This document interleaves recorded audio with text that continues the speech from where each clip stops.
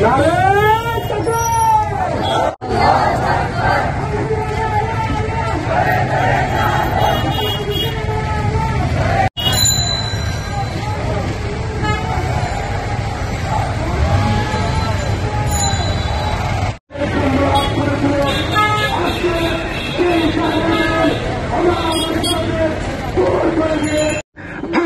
মাত্র কিছু হয়েছে, আর অনেক যুদ্ধ আমাদের সামনে বাকি আছে। ঠিক কিনা ভাইয়েরা?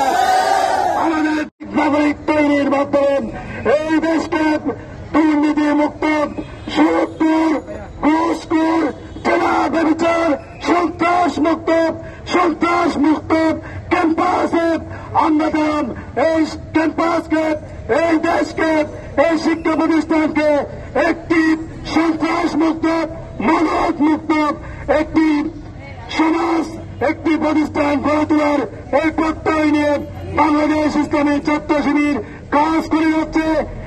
আমাদেরকে সময় দিয়েছেন, এই র্যালিকে সফল করেছেন কান্দলা জেলা শাখার পক্ষ থেকে।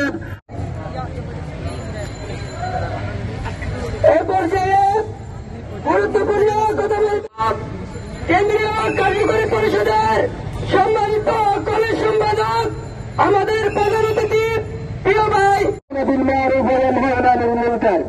শহীদি কাফেলা বাংলাদেশ ইসলামী ছাত্র শিবির বান্দরবান পার্বত্য জেলার সম্মানিত সেক্রেটারি শামসুদ্দিন ভাই সহ জেলা নেতৃবৃন্দ, পার্বত্য দেশের প্রতিটি জনগণ সহ পার্বত্য অঞ্চলের প্রত্যেককে বাংলাদেশ ইসলামী ছাত্র শিবিরের প্রতিষ্ঠাবার্ষিকীর শুভেচ্ছা জানাচ্ছি।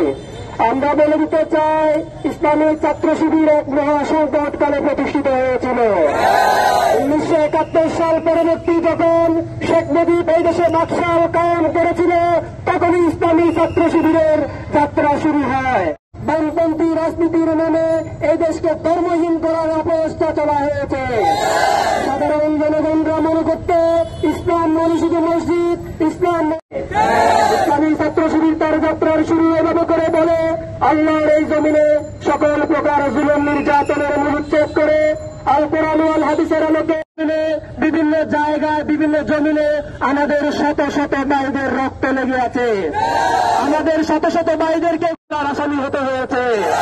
আপনারা জানেন, আমাদের পার্বত্য